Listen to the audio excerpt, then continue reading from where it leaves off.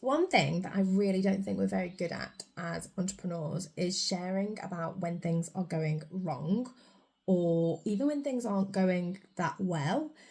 And I'm going to include myself in this because it's very easy to share the wins and to say, oh, this went amazingly well and this was good, or even to just gloss over the things that don't really go that well. And I think there is a difference between things going wrong and things just not going really how you want them to anymore. And I've been sort of sitting with a feeling for a long time, but particularly like the last month or so. I've been working away in the Alps, which was a dream come true, working from the most idyllic chalet, 2 different chalets, 2 different locations with my family, an absolute dream. But before I got to that point, like recently in January, I was like, I'm going away. I know I'm going. I need a business that's going to allow me to do that. And my business did not do that. And there's nothing wrong with the business. There's a couple of businesses that I've got that I've run, one being a legal template shop, the other being a law firm, but neither of them really work without me. And I think that we don't often talk about the insides of our business. I don't really see anybody talk. We talk, about a launch or how a launch went or how a campaign went, and we talk about that and we talk those up, we talk them down. But nobody really says how it can feel when you realize you've created a business which is maybe amazing, but doesn't necessarily fit your lifestyle anymore. And I think we can often go on a journey as either an individual or bringing in the wider factors of family and that kind of thing. And I've always been very conscious to try not to change my content when I had a family and had a young family. But I also feel like when I didn't have a family, I was always would be like, how hard is it? Like, it cannot be that hard. And honestly, when I first had a baby, I didn't find it that hard. And I didn't shout very loudly about this because I felt like it was a bit awkward, because I thought, fine. Like, I was like, oh, it's not that tricky to have a baby. Babies are not tricky.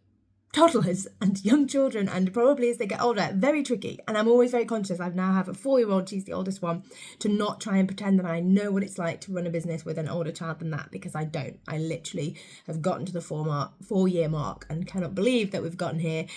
But the business requirements are different now because my life requirements are different. I can't personally hold as much in the business because there's so much else that is needed of me elsewhere. And I feel like nobody really talks about the fact that you can have an incredibly successful business and not necessarily be like, I want to burn it to the ground, I hate it. I think people do talk about that. They go, this is like awful, I want to change everything. But what about when you're just like, this doesn't feel right anymore and this needs to change, and potentially mistakes have been made or things didn't work out how you wanted them to? And I don't really ever want to say it in like a negative way of like, mistake, this was a mistake and this was awful, because it's one of those things, isn't it? You never lose, you just learn. And I think that's an important thing that we all have to remember as entrepreneurs, that we always have scope to learn something from what's happening. And recently I have massively learned that things don't have to stay how they were, and that you can change. And I think I'd had a lot of resistance about that, of like, this is the business model, this is what works, this is what we know works, this is how it is. But it was almost felt really hard, like going up a hill all the time, every day, pushing everything up the hill. And I haven't talked about it publicly, and I should, that in September I was not feeling very good about the businesses, and in October I let go of a lot of the team, and that's been an interesting curveball. But I think it's one of those things that you can do these things, and you have to make sure that you're always running a business that I feel like I've totally changed, because I'm talking about alignment and things, and I would never have talked about this years ago, but a business that feels in alignment with what you're doing. And by that, it just means it feels right. Like a business that does in your gut feel like the right thing that you're doing every day. And you don't want to have something that feels like a chore. I was feeling like I was jumping on meetings all the time. I was doing a meeting and then things were getting changed, and I was like, but that's not my vision. And I was finding that really hard. And actually, this is my business and I have a really great vision for it. And since closing that part off and closing off the noise and the extra jobs in the business, things have really moved forward. And I just feel really proud now of almost being able to say, this doesn't feel good. This part of the business doesn't feel good. This feels too hard. This needs to change. And I think I have done that definitely weekly, if not daily at the moment. And when you're going through that, it's really, really hard.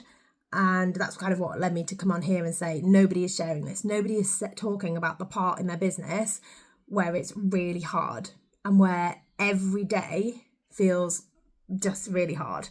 And not in a negative way, but just in a like, surely this could be done easier way, and why does it feel like this? And I can see the light at the end of the tunnel kind of way, but also like keeping a focus on what I really want to do. And I really want to make sure that people have affordable legal protection for their business, and that the legal part of running a business is as simple as possible. And that is my message. And I feel like sometimes I overcomplicate it because I think we need all of these whizzy things, and we'll go down a track to try and amplify something and almost ruin the simplicity. I don't think you necessarily need to do that. And I just wanted to sort of share that sometimes behind the scenes, there's a lot going on that people don't see. And I know that to be the case for other people's businesses because I sit inside a lot of businesses where things are going on, where they're getting awful things happening from the legal side, and they're not talking about it publicly.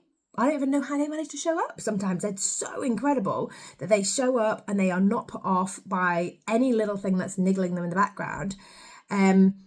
But it can be really hard. It can be hard to be going through it. It can be hard to then have to show up because we all have to show up now on social media all the time. And it can be really hard to just spin those plates and not know where you're going with it. And I think sometimes as well, and this maybe I shouldn't say this, but I am going to say this because sometimes hitting those revenue goals doesn't feel like you think it's going to feel. And I know that because I've been there, and I hit the 5K months. I was like, oh my goodness, like 5K. I didn't take home 5K in my salary at that point in a corporate legal job. £5,000 in the bank. We had like no overheads. So a lot of it was profits. I was like, £5,000, amazing. Then it goes up to 7, then it goes up to 10, then it's 13. And these monthly payments, this is like incredible. Then you have like your first 6K year. And 6K, six figure. And it feels like you should feel a certain way. Like beforehand, I was like, this is going to feel like this. And when we get there, it's going to be like this. And it doesn't necessarily, because yes, those milestones are what you're chasing, but you have to have more to it. And I think that's what I've really realized in the last sort of, I don't know, maybe the last 6 months or so, since coming back into the business after being out a little bit. And when I say out, I didn't have like a proper maternity, but I was having children and raising children in the business. You're not as focused as driving your business forward as you would be otherwise. You're just not.